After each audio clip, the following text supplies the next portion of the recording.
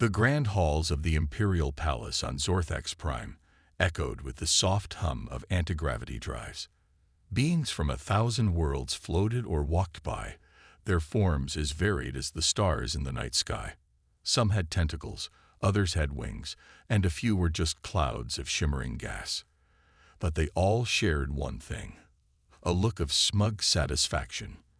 For 10,000 years, the Galactic Empire had ruled over millions of planets. They thought they knew everything about the universe. They were wrong. High Counselor Vexlor, a tall, blue-skinned alien with 4 arms and eyes that glowed like distant suns, glided towards the central chamber. His long robes, woven from the silk of star spiders, trailed behind him. As he entered, the room fell silent. "Esteemed colleagues," Vexlor's voice boomed, "I bring news from the edges of our glorious empire." He paused, enjoying the anticipation on the faces around him. "Our scout ships have discovered a new species on a small blue planet in a backwater system." Murmurs filled the room. It had been centuries since a new intelligent species had been found. "Tell us more, High Counselor," urged Kizoth, the Minister of Science. Kizoth was a small, reptilian creature with scales that changed color to match his mood. Right now, they were a curious yellow. Vexlor waved one of his hands, and a hologram appeared in the center of the chamber. It showed a blue and green planet, spinning slowly. "They call themselves humans," Vexlor continued. "Our initial observations show they have only recently discovered space travel. Their technology is primitive, to say the least." Laughter rippled through the chamber. The idea of a species just learning to leave their planet was amusing to beings who had mastered faster-than-light travel millennia ago. "Do they pose any threat?" asked General Cronax, his metallic exoskeleton gleaming under the chamber's lights. Vexlor's mouth tentacles twitched in what passed for a smile among his species. "Threat? They barely understand the basics of plasma technology. Their most advanced weapons use chemical explosives and metal projectiles. It's almost cute." More laughter filled the room. The Empire's leaders couldn't imagine any species being a threat to them. They had forgotten what it was like to face a real challenge. As the meeting continued, none of them noticed the small, spider-like drone hiding in a corner of the ceiling. Its eyes glowed faintly as it recorded everything and transmitted the data across vast distances of space. Meanwhile, on Earth, in a hidden underground facility, deep beneath the Rocky Mountains, a group of humans gathered around a large screen. They watched the Imperial meeting with grim faces. "They're underestimating us," said General Sarah Chen. Her eyes narrowed. "Good." Dr. Amit Patel, the lead scientist, nodded. "Our stealth technology worked perfectly. They have no idea we've been watching them for decades." "What about our colonies on Mars and Europa?" asked Colonel Jack O'Neill. "Are they still hidden?" "Completely," replied Dr. Patel. "The Empire's scans can't penetrate our cloaking fields. They think we're still confined to Earth." General Chen stood up, her face determined. "All right, people. We've prepared for this moment for generations. Operation Trojan Horse is now in effect. Let's show these aliens what happens when they underestimate humanity." As the human leaders began to plan their response, the Empire continued its daily routines, blissfully unaware of the storm that was about to break upon them. Back on Zorthax Prime, High Counselor Vexlor retired to his private chambers. He looked out at the glittering cityscape, where buildings floated in the air and vehicles zipped between them in orderly lines. He felt a sense of pride in the Empire's achievements.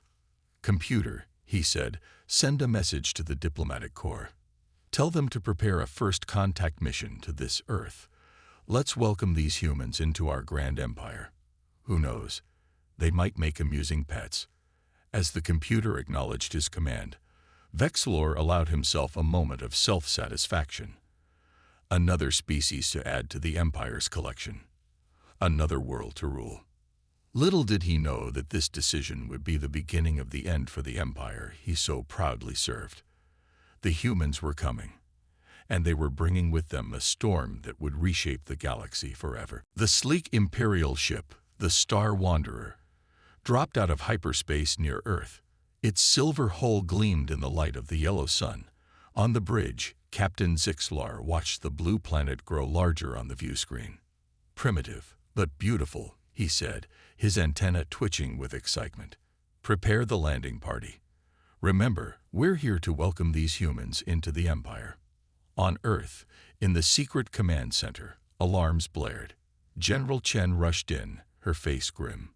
"They're here earlier than we expected. Are we ready?" Dr. Patil nodded, his fingers flying over a holographic keyboard. "Our cloaking tech is holding. They can't see our true cities or tech. All they'll see is what we want them to see." "Good," Chen said. "Let's give them a show they'll never forget." The Star Wanderer landed in a field outside a small town in the American Midwest. A crowd of curious humans gathered, held back by a line of police. News cameras broadcast the event worldwide. Captain Zixlar stepped out, followed by his crew. They wore shimmering suits that changed color in the sunlight. The humans gasped and pointed. "Greetings, people of Earth," Zixlar said, his words translated by a small device on his chest. "We come in peace, representing the great Galactic Empire." A man in a suit stepped forward. "Welcome to Earth. I'm Mayor John Thompson. We're honored by your visit." Zixlar's eyes scanned the crowd and the simple buildings of the town. He struggled to hide his amusement. These humans were even more primitive than he'd thought. "Thank you, Mayor," Zixlar said. "We're here to offer you membership in our empire. We can help you advance your quaint civilization." The mayor's smile faltered for a moment. "That's very kind, but—" "Look at this," one of the alien crew members interrupted. He was poking at a nearby car with a glowing rod. "They still use combustion engines. How charming." The humans in the crowd shifted uncomfortably. Some looked angry. Zixlar continued, oblivious to the growing tension. "Once you join the Empire, you'll have access to real technology. No more of these primitive machines." In the secret command center, General Chen watched the broadcast, her fists clenched. "They're treating us like children," she growled. Dr. Patil put a hand on her shoulder. "Patience, Sarah. Let them underestimate us. It's all part of the plan." Back at the landing site, a young boy broke through the police line. He ran up to the aliens, holding out a smartphone. "Can you sign this? I want to remember this day." Lieutenant Kraz, one of Zixlar's crew, laughed. He snatched the phone from the boy's hands. "Look at this toy. They think it's advanced technology." The boy's face crumpled. He reached for his phone, but Kraz held it out of reach. "Give it back," the boy said, his voice trembling. Kraz sneered. "Or what, little primitive?" Suddenly, the boy's father pushed through the crowd. "That's enough. Give my son his phone back." Kraz's eyes narrowed. He didn't understand the language, but the tone was clear. This human was challenging him. Without thinking, he pulled out his energy baton, a simple crowd control device. "Step back," he snarled. The father didn't understand the words, but he saw the threat. He pushed his son behind him. "I said, give it back." What happened next would change the course of galactic history. Kraz, annoyed and feeling superior, swung his baton. It was meant to be a warning, a show of power, but he misjudged the distance.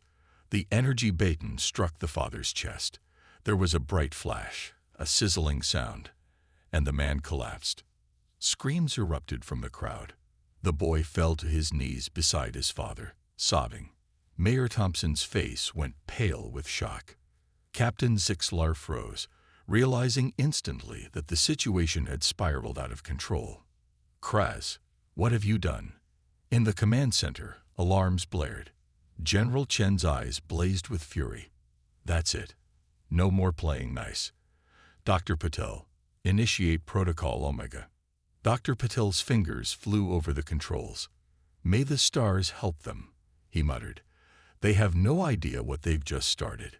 As chaos erupted at the landing site, a message was broadcast worldwide. It wasn't from the aliens or any known human government. It simply said, "To the Galactic Empire, we warned you to run. Now face the consequences of your arrogance."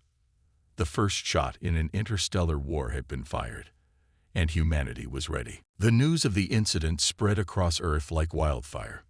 Within hours, protests erupted in every major city. People demanded justice for the fallen father and action against the alien invaders. In the White House Situation Room, world leaders gathered via secure video link. The atmosphere was tense. "We can't let this stand," the U.S. president said, her face grim. "But we're dealing with an empire that spans galaxies. How can we hope to fight them?" General Chen stepped forward, her uniform crisp and her eyes determined. "Madam President, distinguished leaders, it's time we revealed the truth. We are not as helpless as the empire believes."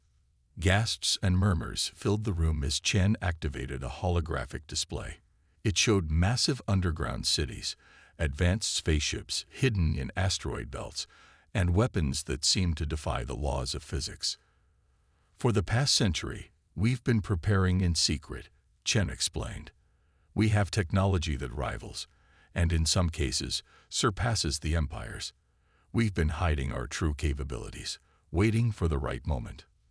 Meanwhile, on the imperial capital world of Zorthax Prime, High Counselor Vexlor faced a storm of his own. The council chamber was in an uproar. "This is unprecedented," shouted Kazoth, the science minister. "A primitive species daring to threaten us. It's absurd." Vexlor raised all four of his hands, calling for silence. "Calm yourselves. These humans are clearly delusional. We'll send a small fleet to pacify them and show them their place in the galaxy." General Kronax, his metallic exoskeleton gleaming, stepped forward. "High Counselor, with all due respect, perhaps we should take this threat more seriously." The human's message was unsettling. Vexlor's eyes flashed with anger. "Are you suggesting that we, the mighty Galactic Empire, should fear a species that hasn't even colonized its own solar system? Absurd. Prepare the fleet. We'll crush this rebellion before it begins." As the Empire prepared its response, humanity unleashed its hidden power. In a secret facility beneath the Pacific Ocean, Dr. Padolf stood before a massive quantum computer. "Activating the Nexus I," he announced. The room hummed with energy as the most advanced artificial intelligence ever created came online. "Nexus," Dr. Padol said. "Analyze the Empire's weaknesses and develop counter-strategies." The AI's voice was calm and eerily human-like. "Analysis complete. The Empire's overconfidence is their greatest weakness. They rely too heavily on outdated tactics and technology. Recommendation: employ guerrilla warfare tactics and exploit their blind spots." Across the solar system, hidden human colonies sprang into action. On Mars, massive hangars opened, revealing sleek spaceships with technology far beyond what the Empire believed humans possessed.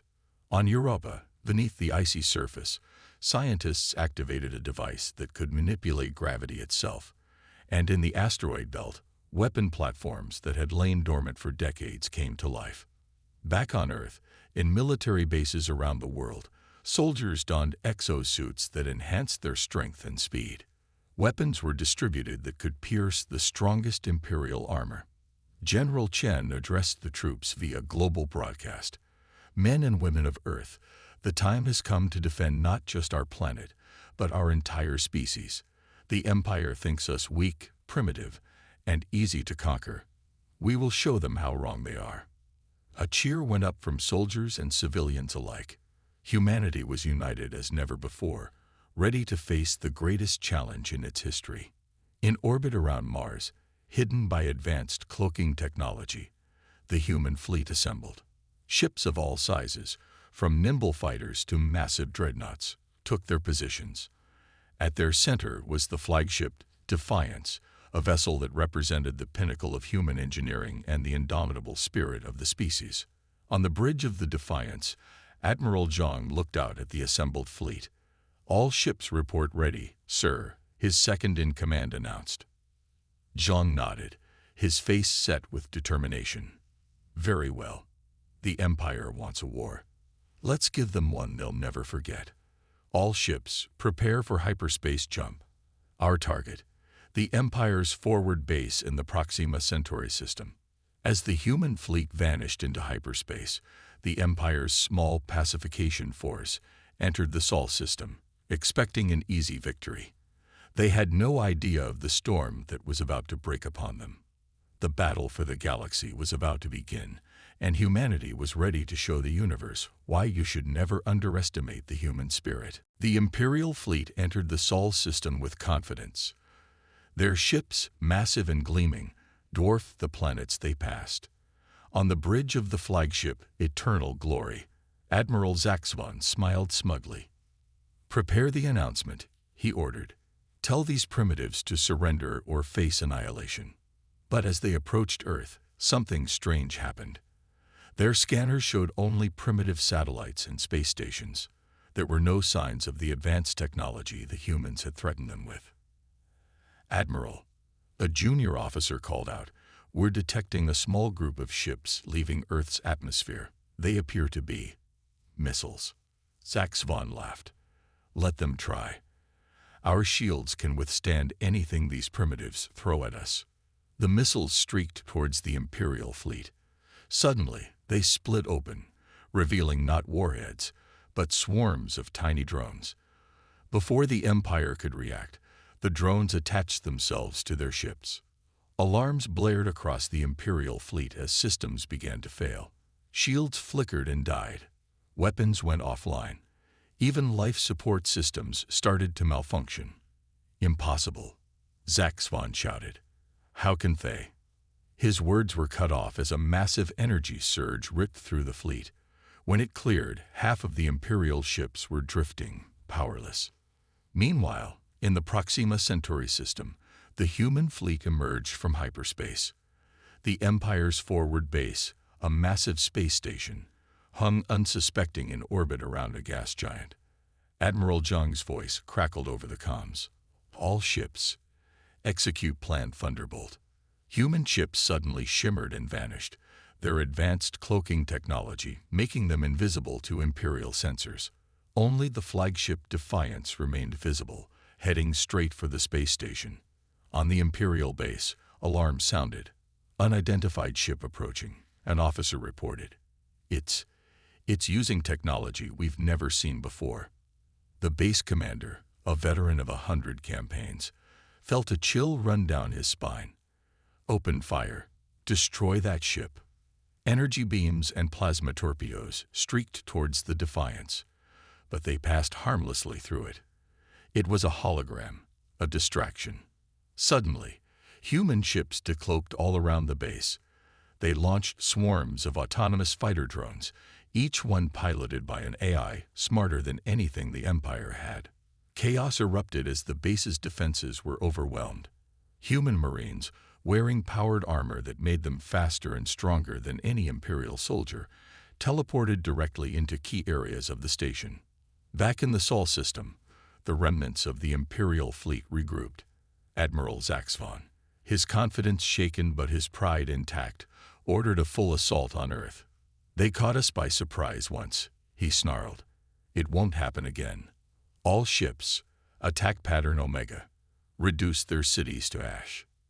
The remaining Imperial ships dove towards Earth, weapons charging. But as they entered the atmosphere, they met a sight that made their crews' hearts sink. Massive energy shields flickered into existence over every major city. From the oceans rose huge platforms bristling with weapons, and from behind Earth's moon came a fleet of human ships that had been hiding there all along. General Chen's voice boomed across all frequencies. "Imperial fleet, you were warned. Now face the consequences of your arrogance." The battle that followed was short but fierce.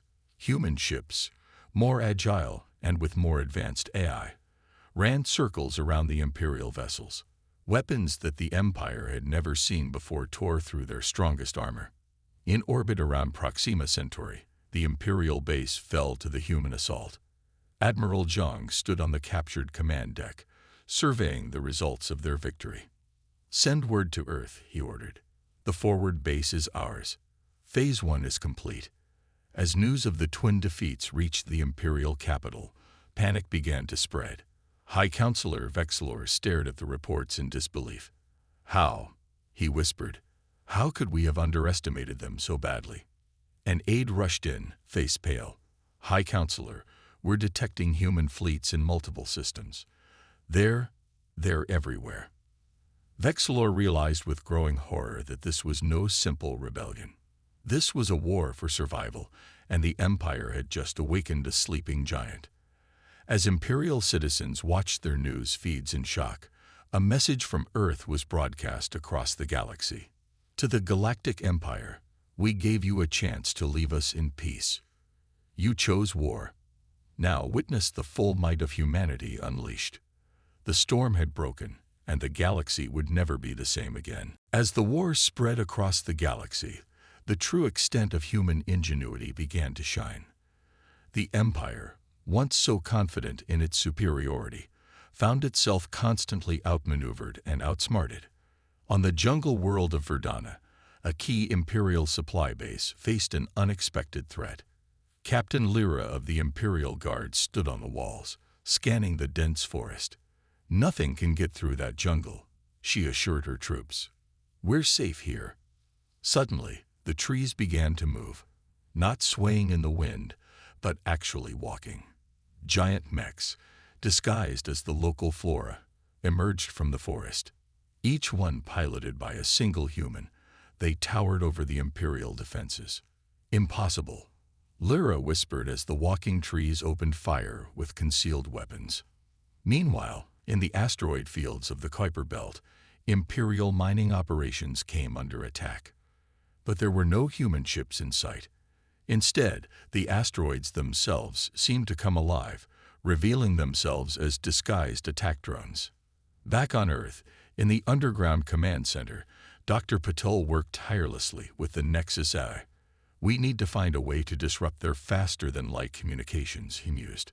Nexus's voice was calm as ever. "Analysis complete. Proposal: use quantum entanglement to create a network of FTL communication disruptors." Within days, human ships were deploying small devices across key sectors of space. Wherever these devices activated, Imperial ships found themselves cut off from central command, their coordinated strategies falling apart. On the frozen world of Glacius VI, an Imperial armored division thought they had the upper hand against a small human force. But as they advanced across a vast ice field, the ground beneath them suddenly melted. The humans had deployed heat rays from orbit, turning the battlefield into a deadly trap. General Chen, coordinating multiple fronts from the Defiance, received an urgent message. "General, the Empire is gathering a massive fleet in the Orient sector. They're planning to strike at Earth directly." Chen's eyes narrowed. "They think they can end this with one big push. Nexus, what's our best countermove?" The AI's response was immediate. Recommendation: Operation Trojan Horse. Use our most advanced cloaking technology to hide our fleet inside a hollowed-out asteroid. Let the Empire tow it back to their staging area. The plan was daring, perhaps even crazy, but that's what made it human. Days later, as the Imperial fleet prepared for their final assault on Earth, they received a gift. A massive asteroid, rich in rare minerals, was detected drifting nearby. Eager for easy resources, they began to tow it towards their base. On the bridge of the Imperial flagship, Grand Admiral Zexkor allowed himself a smile. "Soon, we'll crush these upstart humans and restore order to the galaxy." Inside the asteroid, cramped but determined, human troops and ships waited silently. Among them was a special forces team led by Major Sarah Connor. "Remember," she whispered to her team, "once we're inside their base, we have one shot at their central reactor." As the asteroid was brought into the heart of the Imperial base, klaxons suddenly blared. The asteroid split open, revealing a swarm of human ships and troops. Chaos erupted as the surprise attack caught the Empire completely off guard. Major Connor's team fought their way through shocked Imperial defenders. Using adaptive camouflage suits, they blended seamlessly with the station's walls and floors, seeming to appear out of nowhere to strike. In space, the battle raged. Human ships, emerging from the asteroid, engaged the Imperial fleet before they could organize a defense. Advanced AI pilots performed maneuvers that organic pilots couldn't hope to match. On Earth, Dr. Patel watched the battle unfold via quantum-entangled sensors. "It's working," he breathed. "But the Empire still outnumbers us. We need something more." Nexus's voice chimed in. New strategy formulated, redirecting solar flare from Earth's sun to create an electromagnetic pulse, estimated to disable 60% of Imperial electronics in the battle zone. Patel's eyes widened. Redirecting the solar flare. That's brilliant. Do it." As the battle reached its peak, a massive wave of energy washed over the Imperial fleet. Ships went dark, weapons failed, and chaos reigned. Inside the Imperial base, Major Connor reached the reactor. "For Earth," she said, activating the bomb. The explosion ripped through the base, crippling the heart of the Empire's war machine. As the dust settled, General Chen's voice echoed across human comms. "Phase 3 complete. The Orion sector is ours." Across the galaxy, news of the Empire's defeat spread like wildfire. On 1,000 worlds, oppressed species looked to the stars with new hope. The Empire had awakened humanity. Now, the entire galaxy would feel the consequences. The Imperial Palace on Zorthax Prime was in chaos. Alarms blared, and officials ran through the corridors in panic. In the Grand War Room, High Counselor Vexlor stared at the holographic map of the galaxy, his four hands trembling. "How?" he whispered. "How are these humans defeating us at every turn?" An aide rushed in, out of breath. "High Counselor, we've lost contact with the Orion sector. Our entire fleet there. It's gone." Vexlor's eyes flashed with anger. "Impossible. We had them outnumbered 10-1. General Kronax, his metallic exoskeleton now dented and scratched from recent battles, stepped forward. "Sir, we must face the truth. We've severely underestimated the humans. Their technology, their tactics, they're unlike anything we've ever faced." Vexlor slammed his fist on the table. "No. We are the Galactic Empire. We've ruled for 10,000 years. We will not be defeated by some upstart species from a backwater planet." In a dark corner of the room, Kzoth, the science minister, spoke up. His scales were a deep blue, reflecting his mood. "There might be a way, High Counselor. The Omega Protocol." The room fell silent. Even Vexlor looked shocked. "The ancient superweapons, but they're too unstable, too dangerous to use." Kzoth nodded grimly. "Yes, but they might be our only hope of turning the tide." Meanwhile, on the human flagship Defiance, General Chen received an urgent message from Earth. Dr. Patel's face appeared on the screen, his eyes wide with excitement. "General, Nexus has made a breakthrough. We've detected massive energy signatures from deep within Imperial space. They're preparing to use some kind of superweapon." Chen's face hardened. "Can we stop it?" Dr. Patel nodded. "Nexus has a plan, but it's risky. We need to send a small team right into the heart of Imperial territory." Back on Zorthax Prime, in a secret underground facility, Imperial scientists worked feverishly to activate the ancient superweapons. Huge machines, covered in dust from millennia of disuse, hummed to life. Kzoth supervised the work, his scales now a sickly green. "Careful. One wrong move, and we could destroy ourselves along with the humans." Suddenly, alarms blared. A guard rushed in. "Minister, we've detected intruders." Before Kzoth could react, the wall exploded. Through the smoke stepped Major Sarah Connor and her team, their adaptive camouflage shimmering as it adjusted to the new environment. "Sorry to crash the party," Connor said, raising her weapon. "But we can't let you use those toys." Chaos erupted in the facility. Imperial guards fought desperately against the human special forces, but they were outmatched. Connor's team moved with impossible speed and precision, their augmented reflexes and AI-assisted targeting making every shot count. As the battle raged, Connor fought her way to the main control panel. An Imperial scientist lunged at her with an energy blade, but she dodged with inhuman speed, her augmented muscles responding faster than natural reflexes could allow. "Nexus," Connor spoke into her comm. "I'm at the control panel." "What now?" The AI's calm voice responded instantly. "Uploading virus now. This will not only disable the superweapons, but also transmit their schematics to our research team." Connor smiled grimly as she inserted the data chip. Two birds with one stone. "I like it." Across the facility, the ancient machines sparked and died.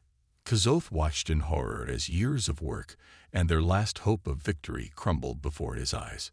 In the Imperial war room, Vexilor received the news with disbelief.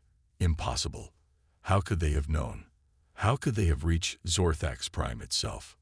But the bad news wasn't over. On screens all around the galaxy, a message began to play. It showed scenes of Imperial cruelty, of worlds stripped bare for resources, of species enslaved. And it showed something else. Humans fighting alongside other alien races, freeing them from Imperial rule. The voice of General Chen spoke over the images. "People of the galaxy, you've lived under the Empire's boot for too long. Today, we offer you a choice. Join us. Fight with us. Together, we can build a free galaxy where all species are equal." On thousands of worlds, the oppressed looked up at these messages with hope. And one by one, they began to rise up. Vexilor watched as reports flooded in of rebellions across the Empire, loyal worlds declaring independence, Imperial fleets mutinying. "It's over," General Kronax said softly. "We've lost." As the Imperial palace shook with the sounds of battle drawing near, Vexilor sank into his throne. The mighty Galactic Empire, which had stood for 10,000 years, had been brought to its knees in mere months. And it was all because they had underestimated the ingenuity, the adaptability, and the sheer determination of humanity. The tide of the war had turned, and there was no going back. The sky over Zorthax Prime blazed with the light of 1,000 explosions. Human ships, joined by rebel fleets from 100 worlds, engaged the last of the Imperial defenses.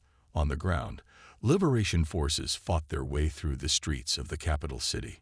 Inside the Imperial Palace, High Counselor Vexilor stood alone in the Grand Throne Room. The sounds of battle grew closer with each passing moment. He looked at the ornate throne, symbol of the Empire's power for 10,000 years, and felt a deep, bitter regret. Suddenly, the massive doors burst open.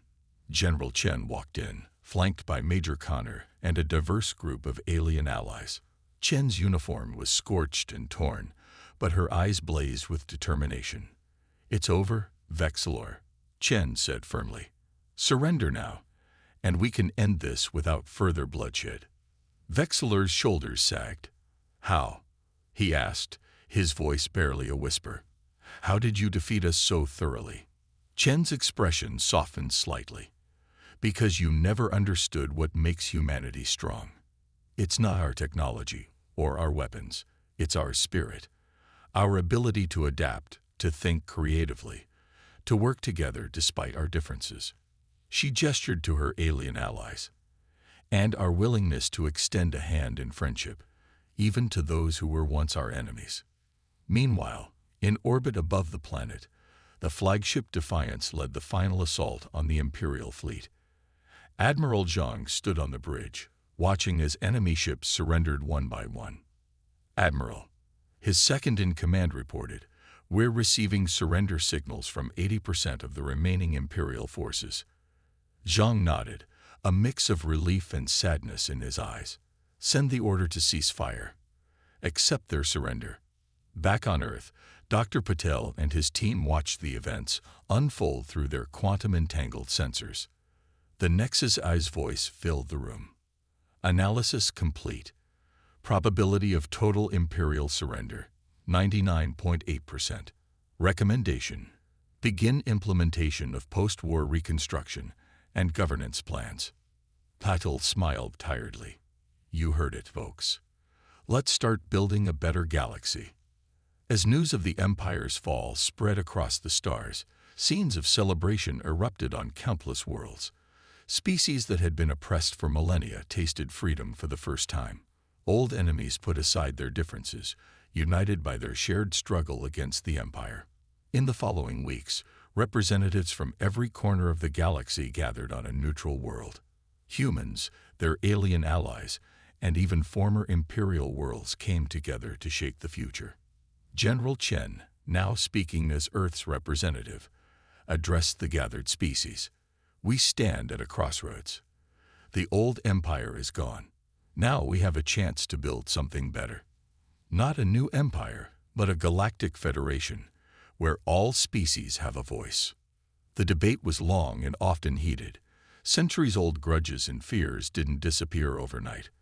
But slowly, a new vision for the galaxy began to take shape. One of the alien representatives, a being of pure energy named Zarthal, spoke up. The humans have shown us a new way. They defeated the Empire not through brute force alone, but through innovation, cooperation, and an unbreakable spirit. Perhaps it is time we all learned from them. Months later, the Galactic Federation was officially formed. Its founding document, inspired by Earth's own democratic principles, but adapted for a multi-species civilization, guaranteed rights and representation for all. On Earth, as humans celebrated their victory and their new role in the galaxy, a small ceremony took place.